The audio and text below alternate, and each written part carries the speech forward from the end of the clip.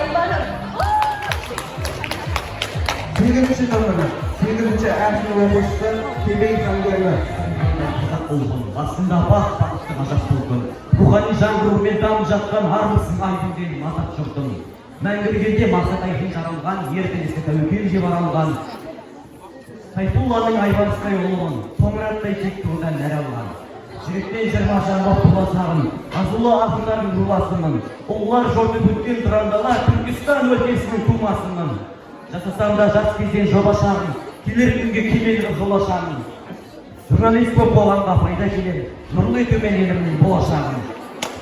Көлер алар тәттілік шапағына, атақ қосып мектептің атағына. Қошеметтің қатты болса келіп тұрмын, жігіттің сұлтаны атануға.